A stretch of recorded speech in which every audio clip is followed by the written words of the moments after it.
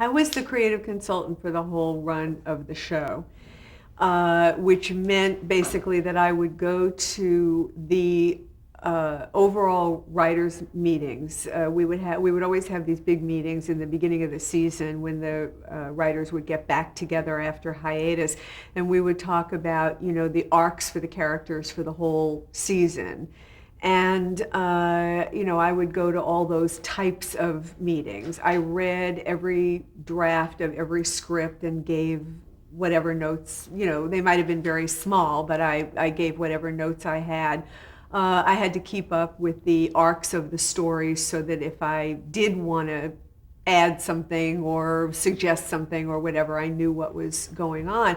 I mean, one thing about being married to the executive producer is that besides just being creative consultant and doing whatever it is that entails, I was able to sort of turn around in bed and say, I didn't like that scene, or whatever.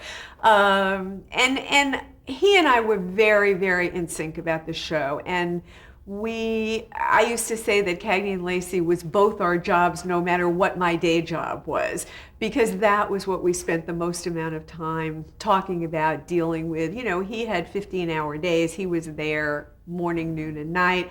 If I wanted to see him, I would get in my car after work and I would go to the set. So I was there a lot in the evenings.